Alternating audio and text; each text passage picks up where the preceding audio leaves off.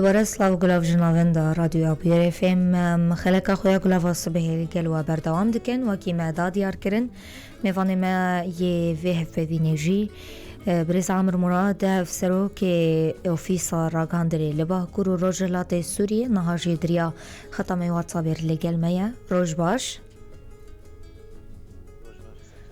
روج باش جارکدن سپاس بونا پشداریاتش خواهمی گنگشه سر آماده کرنا رشنوی سازا گونا راگاندنی بکن اف رشنوی زاکو ده ایلونا سالا ده 2019 ده دست ببو چما اف درنگ ماین ده آماده کرنا وی رشنوی سیده ما روش باش جارکدین براستی اف رشنوی سا یاسه راگاندنی مش وقتا گوتی ایلونا سالا در باسبوی 2019 من دست بکر کمیته یک چکر بو آماده کرناوی لی براستی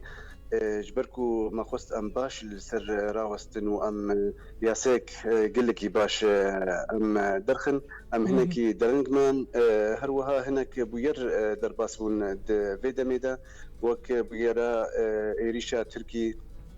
لسر سريكاني وغريسبي او جدمك باش ام راوستيان جكار وروشا كورونا جي هناكي ام درنج خستن بله پلان سازی و زاگونی آنکو مخطط و زاگونی گرون برنگه کی کرتج مرشی رو بکن براستی اف زاگونها و یاسه راگهانتنی يعني شش بشا تي بيك نين وك بيشكوتنكي السر زاگوني سرياسي دوفر سر هناك داناسين هنا تعريف داناسين هنا وهناك حقوق وواجبات هنا دوفر سر انجمنا راجعندني غوتشي بي اوجي بشك هي السر حق الرد والتصحيح بجنيدا او اوجي بشك هي وصير هناك مخالفات يجو بين كرن حق روجنا مافانا تشي وروجنا مافان بكن اوجي بشك هيا باش هيلوس تقرب دنجي موسيقى كم بك كسنكو بريز عمل السيرفي رشنويسي كار كرنا چندن چقاسي بسبوري اوان هيا براستيد في كوميتاك وما امدكري نحكس هابون بله بري هرتشتي ما وك اوفيسر عندني ام تدبون يكي تيارك عنا ذات اوجي امدبون روجنا مافاني سربخا اوجي هابون طبعا جنجي هابون مدى اندامك راك عندنا سيرياني بله وعندامك تلفزيوني وهي الدفري مع يكماجي يعني راك عندنا اللشكريجي ما خمس اوجي اماد اوجي بشنيان وماجي بشكل تكريم اوجي بشك جفيجفاكي اف تبعي اف كوميتيها براسيج كسكو زوده كار كرنا الدفري وقالك جوانا كان سالم يعني كان وها هن شهادة صحافة برا يعني باشه رونشتنی نقاش سر شنفیسش خود چه بون برز عمر دناو برا روزنامه‌وان و کارمندین بشه راگ هاندنه ده گلو رونشتن چوادر باس بون گنگشه گهان کودری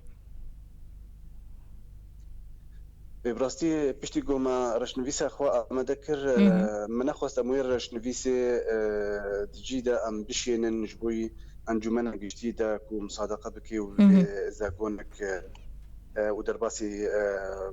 كاري روجنا مغانا بجبروا له ما هناك رونشتن براستي أما ذكرن جبوي أم ناريني وبيشنياري وتبيني روجنا مغانا بتفاي ام ببن ودرباسي في رشنفيسها ببكن دا رشنفيسك يقول لك باش دركبي الجوري دا خوازي روجنا مفانا جبركو داوي دا او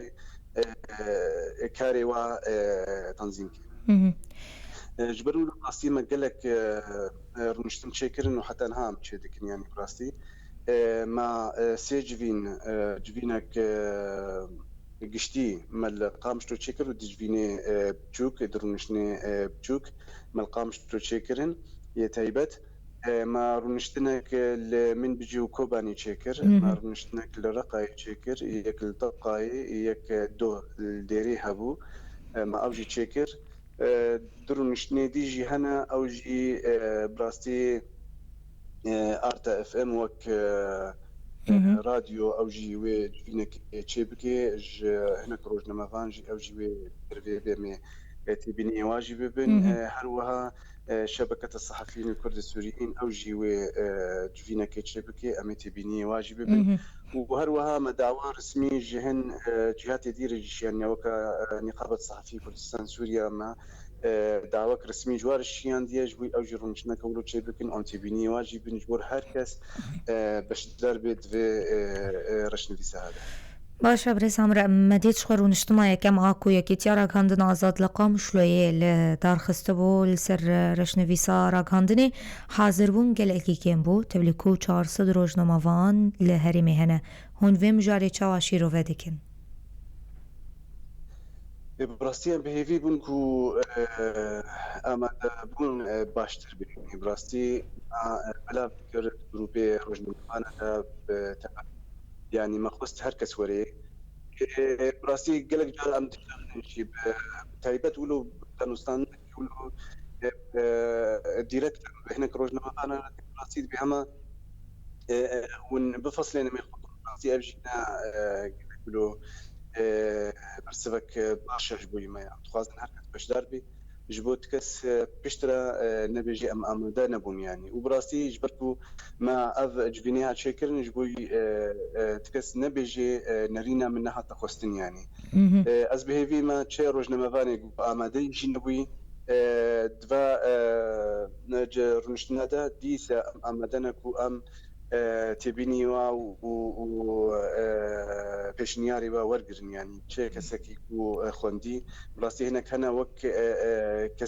كسايتيجي او هناك تبيني خوش مرشيان براسي شيء الهندرو تشجرفه سر راسكرنين انكو تعديلاتنكو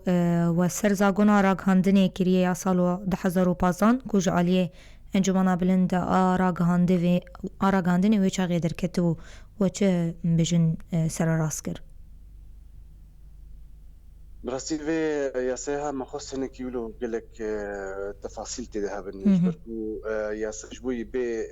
جيب جيكرن في تمام بي تبينا كيما تتنبن تستغرات تتنبن براسي مشكلة هري مزنيا ياساها كيفن يدازور برازدها أبوكو بشي قافا روجنامه‌وان شاشتي كيبكي يعني تشتكي ندرس بكي مخالفة بكي تكزنزاني و تشاوا انجمنا راك عندني و دانستاندني في روجنامه‌وان ربكي جبرولو قال لك جارا براستي هن عقوبات وكمخالفات دهاتن تبن هي قانونية خرت تنبو جبرولو ما خص ام دوي قانوني دا دوي يا سيدة ام هر تشتي تدارك بكن وهر تشتي ام بذكرين وبيخو يعني كرنت في قانوني دا روجك و مخالفات شبابي ام نمي نرى وسطاي بيكو ام كاربن استناد سر بنجاح قانوني بكن وقاضى بريارة كما تركبي ام وي برياري بلا بكن بيكو ام بترسنجي رسالة باشه چه تیبینی هبون کو و گنگشه سروان کریان گرینگ ترین تیبینی گنگشه دندره رونشتنان ده لسرواچه بون براستي بلكي ما باش رونشتن كرين براستي تبيني ولو قل لك يتبي بالكيش تنبون هنا يقولوا بيشنيار نقولوا جبوي إذن كنكرنا في هابون أو تشتي زيدك وتبيجي يعني نهارش نبيسك للجمنة أو رش نبيسها از تبينيات بتهواي لسرد نبيسين براستي قالك روبل تيدا هي بلكي تشتك سروانا نبيساندي يعني جبركو ما باش مسر ساكنين وبراستي بهتر قاوا ام درونه جي برانيا روجنمبانا لسر هن اليات جيب جي كرنا في قانون تشاوي تطبيق كرن او دبيجن رشنويسا هاي و بي تطبيق كرن يقول لك باش بي امجي جوارد بيجن قاوا اب رشنويسا في سي تمام بي ثغرات وبرزقديكي وتنبن هنجي وقال لك اريكار بمرج بوي ام كاربن وجيب جيبينن وامجي قاوا نريني هركسي دخازن جبوي هركس بيشترجي اريكار بي جبوي اب ياسا بي تطبيق كرن قناغا دويمين بريز عمر بيشترون نشتنين جنجشي تشيا براسي بيشتيفار مشتنا امي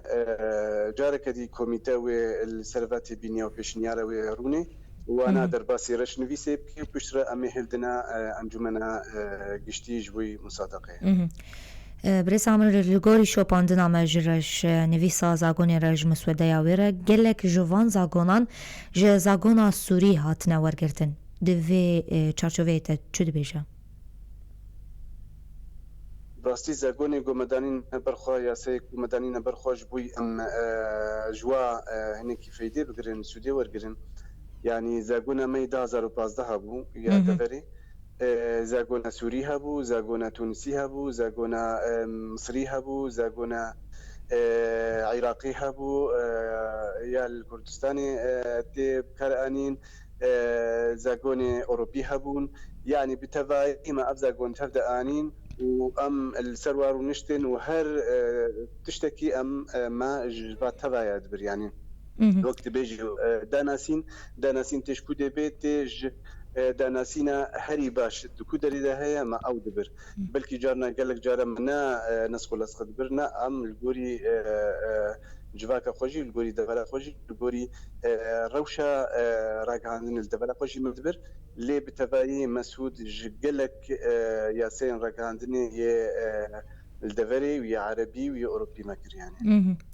از درباسی مجارک دن به مقرب الغاز ده کود واری راگاندنی ده هیا لباکر روجلات سوریه نریناواتی ده چیه میناکه که جزی بینم هنم بجن مهم بوان ره هیا جمال پرک خواجهی را کار دکن لیبلی بوی مهمی دهان مالپر دزگهین دن را کار دکر ین درو ده نرینان وده ام ببجن اون چاواوی مسئله چوبینن براسي روجنمافاني الهندرو برينها قال لك وك تبيجي كرتي كار بوار هابون يعني قال لك بطاقات يعني مهماتك وبكار تانين قربون يعني جبروا له مهماتها براستي ما تبدا رشتوا امنها بطاقه نودر دخن مهمك نودر دخن او تاني قبل كرن دكارده يعني بطاقاتي ومهماتي سازيه ددانا عندما خو او جن تشد بكار بينن او كارن بيجن او بطاقاتي عندامتينا او كارن يعني الهندرو اخوا بكار بينن الجم هناك تيبت وقتها بخوازن خبنا ناس كرن بكار بين اللي دكار ده براستي او ناينا بكاراني ناينا قبل كرن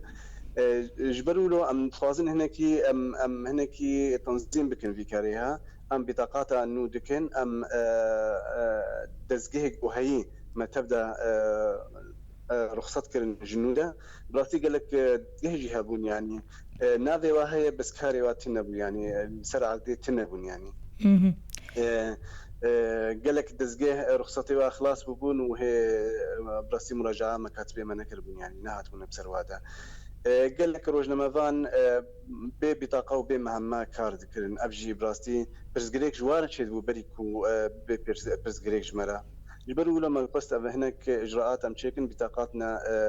وقت نموذج كي بتني ام بكاربين مسألة دي مسألة كارج هند دزجهج در براستي امجي بهيفينا كوا يكد بيجي ما اجفلان دزجهر كارد كم جوي براستي جوي دزجهر كارد كي نهري براستي قالك وينا وقالك تقارير جمد تشين باواي كي نيني سردفري داخفن جبو هن دزجهر كاندني يكو والبندنا كو ام گوتنک نخوش سر دبر خو نبجی دمینه ارک روزنامه‌وان کو او کربه دوری و دزگاه بکویج برکو دزگهنا نمیهنینا دزگهنا ناخوازن دبر پیش بکوین. باشه زبیم سر مجارک دیتره او پشتوانی دارایی کو سازین راگهاندنی وردگرن کوموچین بلندن دنرینا تدا برز عامر افباندوری لکاری سازین سربخوا و ین گریدای رو بریا خسرناکه جبرکو پرانیا کارمندین راگهاندنی بری خوددن وان سازین موچین پر براستی اف اریکاریا دارایی یعنی او جی گلک یعنی ام بجن روزنامه‌گری بنگه وی اساسی براستی مسئله دارایی یعنی گلک گرنگ دراگاندنی دجبرکو یکی راگینر کارناکی کو مقابل وی کاری پرانستنی یعنی تشتكي باش يعني القولي كاري بي يعني جبركو كاركي اوجي راستا انا كاركي بدست بس كاركي جرانا براستي يعني جبروا له براستي ام دبينن راتبك و كسي قد زغيرا عندني ي نزيكي اداره ذاتي براستي راتبي باش چي بو يعني كي البشتي بنا داوي براستي باش چي بو يعني عقود هنا وك افكار بيجن تلفزيون روجافات والتلفزيون ريفبريا خسره براستي قال لك عقود تيدا هنا ام السر سيستم عقوده كاردكن كسيكو جهاتي بام عقوده بورا جريددن ابنا هناكي اريكاريا فادزغاتكي يعني اللي براستي يعني دزغه راغاندني مراتبه ويان او مقابله ماديه كو دستين يعني او نبرن او كو قال لك دستين ودولار دستين يعني جبركو اريكاريا كوج دفر تمويل كوج دفر تجهن هناك دزغه هندكتي براستي يعني جبروا له كاريكو الجم دزگه الدوری کار دکن یکو بخوا تمویل خود کن براستی او بهترین افکار مندی هاش برولو هنکی امکارم بیشن اب مستوى رواتب تکاری بیشی نزیک هفویه يعني گلو بندك جويزا گونه هيا برز عامر کو هر سازیک راگهاندنی لهرمه کاردکه راپورك يعني ويسكي پیشکش بکه سر سیاستا خویا وشانی براستي دماكو ترخيص دقرن اف دزگيرا عندني ام وك كورتن فيسا كي جوات خوازن بكا او مستر تش مجارة كاردكن يعني بتشرن كاردكن يعني جبو يجمر بيجن انو كاو جواكينا سياسينا او بتشرنجي كاردكن بيكو ام درباسي ديتاي وتفاصيل كاري واببن او براستي ام ناخوازن اصلا گشت کسی را چه بکن هر کسی کاری خو بکی به اوای کو او دبینه درست والگور به بازا گونیک و هی یعنی اف قانونا گو چه ببه اب یاسه گو چه ببه هر کس والگور یو کار بکی بلا هر کس براستي ام خوازن آزاد بیت کاری خوده لی براستي دوی تجاوزها به یاسه جینه بیش برکو اب یاسه ها جواكي دباريزي وروجنامه‌وانا دباريزي جبرولو ام براستي ام درباسي سياستات كسينابن ام تخوازن هركس آزاد كار بكي بذي برسيجيزي بدايو كم چاوا تينا شوپاندن مواد راپورن كوجاليه سازين راگهاندني و دردكevin براستي شوپاندنا من جبوي ام بزانبن ابشو اف كاري قوت دبي الجور ياسيا راگهاندني يعني امنا تين ام شوپاندني تكن جبوي ام هركسي استنج بكنا ام تين شوپاندني تكن جبوي ام بنرن بك تشتك هيا لديجي ياسيا راگهاندني يان تنيا ابجي دبي اوفيسك مي متابعه هيا اوفيس رستو متابعه اوجي كاري خدكي اف دزگیرا عندني كو ترخيص خبر قرتنج اوفيساما ابتبدا كاري واتي شو باندن جبر ام زانبن بکا اف یا سیارا گاندنی بجی دی بی یانا وکی دی چه راپور چه کاری گو دبی او آزادن تیدا ام نکارن شوپاندنا و به آوای کو ام استنگ بکن یعنی ام ویناکن گلک سپاس برز عامر گوتنک داویشتا ببیزه مده داوی داد خوازن چه ببیجن براستی ام دخوازن و ام بهیوینک و هر کس بجداری وی رشنویسی ببیج بوی زنگین تر ببیج بوی گلکی باشتر ببیج بوی ام تپرس گریکا شون ده نبین پشتی مصادقه و دیسا ام بنگ خودشی نجسویا روجنما بانا راکو بشدار بن نویسان نوی رشنویسی ده دمك براستی كرت ما يجبوي ام ويراكن انجمنا گشتي لي تبليولو ديسا ام بشنياري و وردگرن ام الهديه هر كسينا و ام روجنما بانا تفير دويجن انه خوزي ام روجنما گريك جبوي دفري بكن جبوي ملاتي خو بكن سپاس گلک سپاس برز عامر مراد هفسروک یا فیسارا کاندنی الباکر رجلات سوریه سپاس مناتب مینت خوشیه ده قادرو تماشاوان رادیو ابیر FM پشتی وین آف بری خلقا خویا گلاواسی به هیلی گل و بردام دکن